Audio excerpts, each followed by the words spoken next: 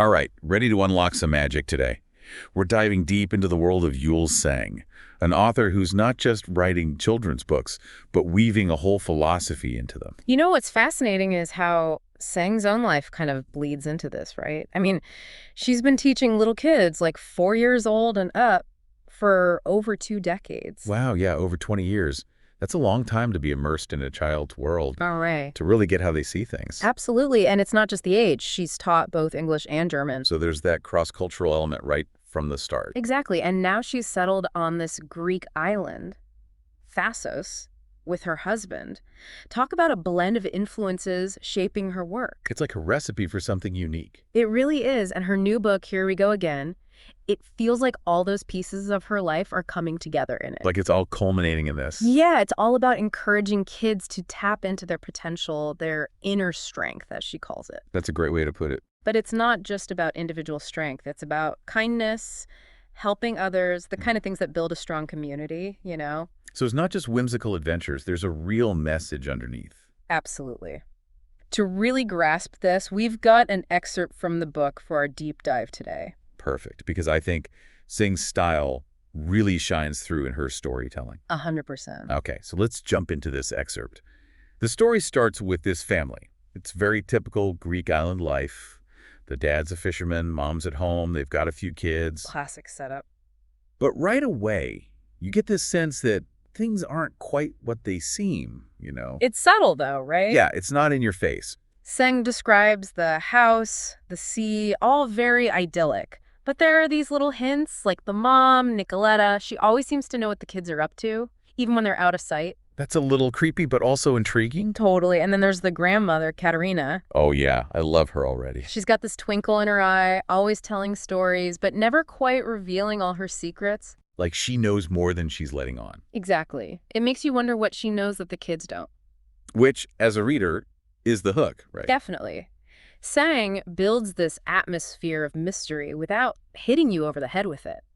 You get drawn into this family's life, just waiting for something to happen. And it does, right? Oh, it does. Big time. The kids, they discover this hidden cave. And of course, there are all these rumors and whispers about treasure.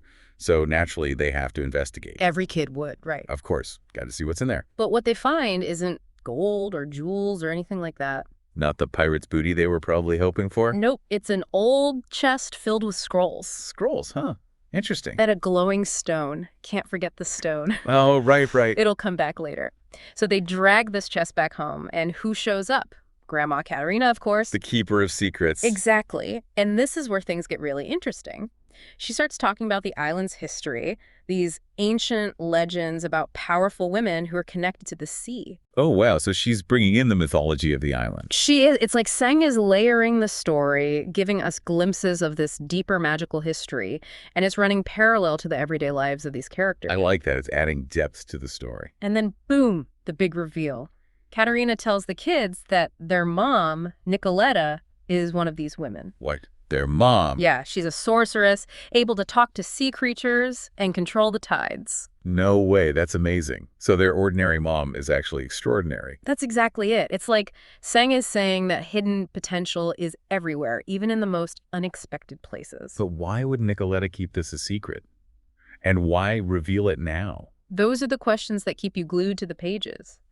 The kids, of course, are bursting with curiosity. They decide to spy on their mom, hoping to catch her using her magic. Sneaky little detectives. I know, right? And the scene Seng paints here is just pure magic. It's a quiet afternoon. Nicoletta's out in her garden, and she starts whispering to the flowers. Whispering to flowers. Yeah. Sounds a bit strange. It is, but it's beautiful, too. It's not about shouting spells or anything dramatic like that. It's this quiet, almost tender interaction with nature. I can picture it. And then the flowers actually respond. They glow and sway as if they're dancing to her words. Wow, so her magic is real. It's not just in her head. It's very real. And I love how Sing uses sensory details here. You can almost feel the warmth of the sun, smell the flowers, hear the gentle rustling of leaves. It makes you feel like you're right there in the garden with them. Exactly. It creates this immersive experience, drawing the reader right into the magic of the moment.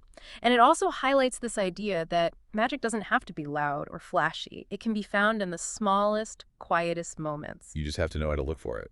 That's it. But as with any family, things don't stay peaceful for long. Enter Pinello, the family goat. Bursts onto the scene, and it's total chaos. Oh no, a mischievous goat. That's never good. Right. And this is where we see a different side of Nicoletta's power. She doesn't need grand gestures to control the situation, just a whisper, and the goat is instantly calm. So she's not just about fancy spells. She can handle everyday problems too. Exactly. It's such a clever way to show how magic can be practical. It's not always about controlling the elements. Sometimes it's about bringing peace to a chaotic moment. I like that. Makes magic feel more relatable. Definitely. And this sets the stage for Nicoletta to finally share her secret with her children. But her explanation is what's key here. She doesn't just talk about spells and potions. She emphasizes that true magic lies in kindness, helping others, believing in the impossible. Right. It goes deeper than just magical abilities. It absolutely does. It connects back to Sem's overall message. The fantastical elements of the story, the sorceress, the glowing flowers, they're all there to draw you in. But the real lesson is about the power we all have to make a positive impact. So the magic is a metaphor for something bigger. I think so. Yeah. And inspired by their mom, the kids start looking for ways to use their newfound understanding of magic. They organize beach cleanups, help their dad with fishing. They even start using their imaginations to tell stories to the younger children. It's like they're taking that spark of magic and channeling it into actions that benefit their whole community. Exactly. They're learning that true magic isn't about personal gain, but about making the world a little brighter. And it all builds up to this big festival, a celebration of the island's history and spirit. Nicoletta, using her powers, creates this incredible light show over the harbor. It's a visual spectacle, of course, but it's also symbolic. It's like she's sharing her magic with the entire community, reminding them that even in the darkest of times, there's always something to celebrate. This excerpt really gives you a sense of Jewel Seng's style, doesn't it? Oh, absolutely. It's engaging, it's got adventure, but it's also got this deep message woven throughout. Yeah, and it leaves you wanting more, right? What happens to the kids as they grow up? Do they embrace their own potential? How does the magic of the island continue to influence their lives? Those are great questions, and I'm sure Sing answers them beautifully in the full book. But before we get ahead of ourselves, Yeah, let's take a breath. let's take a moment to digest what we've learned from this excerpt. Okay. Because it's clear that Sing is doing more than just entertaining with her stories. Right. She's prompting us, even as adults, to think about the magic we might have overlooked in our own lives. I love that. It's that sense of wonder, that possibility, right? That Jules Seng seems to capture so well. And it's not just in her stories, it's in her own life, too. You're right. It's remarkable when you think about it. She's from Germany, lived in the U.S. Now she's made this Greek island her home. It's like you can see how those experiences have shaped her perspective. Oh, absolutely. And her writing, too. She's not just drawing on Greek mythology, although that's definitely there. Right. You can feel that influence. But there are echoes of those classic fairy tales, the ones we all grew up with. Okay. But with this modern, almost global feel. Okay, now I'm curious about that. How does she blend all those different influences? Because it doesn't sound like it's just a jumbled mess. It sounds intentional. It is, and I think it comes back to her background as an educator. She's spent years understanding how kids learn, how stories stick with them, so she's weaving in these universal themes, courage, kindness, facing your fears, but in a way that feels fresh and exciting. So she's taking the best parts of those classic stories and giving them new life, a new setting, characters that kids today can connect with. Exactly, and that's where her personal life comes into. She's not just writing about this idyllic island life, she's living it. She talks about her husband, Bear, as her best friend, her partner, and everything. You can feel that joy, that sense of connection in her work. That's interesting because a lot of kids' stories focus on family. But the idea of a strong friendship, like choosing someone to share your life with, that's not always front and center. Right, and I think that's what makes Seng's work stand out. She's celebrating all kinds of love, all kinds of connections. It's about finding your tribe, the people who support you, who help you become the best version of yourself. And it all takes place against this backdrop of Thassos, which, as we established, is a real place. So it's not just a fantasy world, it's somewhere you could actually visit. And that adds a whole other layer to the experience, right? You read these stories and you're not just transported to some magical realm, you're transported to a place that exists with its own history, its own culture. I can see how that would be incredibly appealing to kids. It's like the magic isn't just confined to the pages of the book, it spills out into the real world. Exactly. It makes those themes of inner strength and kindness all the more powerful because they're rooted in a real place, a real community. So it's not just about escaping into a fantasy. It's about finding the magic in your own world, in your own life. That's a great way to put it, and it's a message that resonates with readers of all ages. We all need that reminder sometimes, that the world is full of wonder and possibility if we just open our eyes to it. Okay, so we've talked about Seng's background, her influences, her personal life, but let's zoom in on her actual writing style for a bit. Mhm. What makes it so effective, especially for young readers? It's her use of language, her ability to create these vivid, almost lyrical descriptions. She doesn't shy away from using rich vocabulary. And she's not talking down to kids, she's challenging them. Exactly, but she always makes sure the meaning is clear. So she's pushing them to expand their vocabulary, their understanding of the world. Yes, and she's a master of pacing. She knows how to build suspense, how to create those moments of quiet contemplation, how to balance action and emotion. It's like she's conducting an orchestra, guiding the reader through a symphony of words and images. I love that analogy, and she never loses sight of her audience. She knows what kids find funny, what scares them, what makes them curious. She taps into those universal experiences and emotions, but in a way that feels authentic, relatable. It's clear that she's not just writing for kids, she's writing with them, almost like she's inviting them to become co-creators of the story. Yes, and that's where her message about inner strength really shines through. She's not just telling kids they're powerful, she's giving them the tools to discover that power within themselves. So it's not just passive entertainment, it's an active engagement with the story, with the themes, the ideas she's presenting. Exactly, and that's what makes her work so impactful. It's not just a story you read and forget, it's an experience that stays with you that changes the way you see the world. I think that's ultimately what sets Jules Seng apart as a children's author. She's not just writing stories, she's shaping minds, inspiring hearts. She's planting seeds of wonder and possibility that will grow with her readers as they journey through life. She's a reminder that children's literature isn't just for kids, it's for anyone who's ever believed in the power of a good story, anyone who's ever dreamed of a world filled with magic and possibility. Beautifully said. Now let's shift gears for a moment and think about the broader impact of Jules Seng's work. What kind of legacy is she building here? It's a legacy of imagination, of kindness, of believing in the power of yourself and others. It's a legacy that goes beyond the pages of her books and extends into the lives of her readers, their families, their communities. It's like she's created this ripple effect, sending out waves of positivity and inspiration that will continue to spread long after she's gone. And that's the power of a truly great storyteller.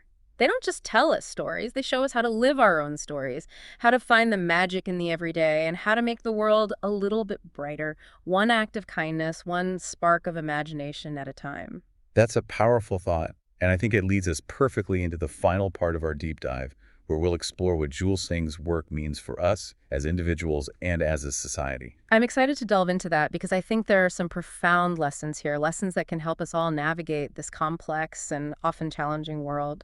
It's been quite a journey with Jules Seng today, hasn't it? From her own cross-cultural life to these enchanting stories, there's a lot to consider. Yeah, and it's not just surface level. What really strikes me is how Seng is almost redefining what we think of as magic in our modern world. I see that too. It's not about wands and spells. Yeah. Well, I mean, those are fun elements in her stories, but it goes deeper than that, Right, it's about that spark of potential within each of us. like an inner magic. Exactly, the kids, and here we go again, they're not chosen ones or anything. They're ordinary kids. Just ordinary kids who discover this extraordinary ability in their mom. And even Nicoletta, she's not ruling a kingdom or battling evil wizards. She's using her powers in really grounded ways, like connecting with nature, calming a chaotic moment, bringing joy to her community. It is very grounded, isn't it? Almost like everyday magic. Everyday magic, I like that. And I think that resonates with us today because we're bombarded with these huge, overwhelming problems in the world. It's easy to feel powerless. It really is. But Singh's work, it suggests that we all have the capacity to make a difference, even in small ways. It's like she's saying, look, you might not be able to part the seas, but you can make someone smile. You can clean up your neighborhood. You can use your imagination to create something beautiful. It's about those small acts, and when they're multiplied across a community, They build up, they have a ripple effect, exactly, they create a sense of hope, of connection, of possibility. which is a powerful message. especially for young readers who are just starting to figure out their place in the world. And it's a message we can all benefit from, honestly. In a world that often feels so divided, so cynical, Jules Seng's work offers a much-needed dose of optimism, of inspiration. I agree, she's not shying away from the challenges of the world, but she's offering a way to approach them with kindness, with courage, with the belief that things can get better. And she's doing it through stories that are both entertaining and thought-provoking. She's not preaching, she's inviting us to join her on this journey of discovery, to rediscover the magic in our own lives and in the world around us. So as we wrap up this deep dive, I want to leave our listeners with a challenge. Jules Seng encourages her readers to find their own inner strength. What does that look like for you? It's a good question, one that deserves some real reflection. Maybe it's about speaking up for what you believe in. Maybe it's about pursuing a creative passion. Maybe it's simply about being kind to yourself and to others. Whatever it is, I think it's about tapping into that wellspring of possibility within each of us, that sense of wonder, of agency that we often lose sight of as we get older. Jules Seng's work, it reminds us that it's never too late to rediscover that magic. It's there, waiting to be unleashed. To go out there, explore, create, connect, and who knows, you might just stumble upon your own little piece of magic along the way. That's it for our deep dive into the world of Jules Seng. Until next time, keep exploring, keep learning, and keep believing in the impossible.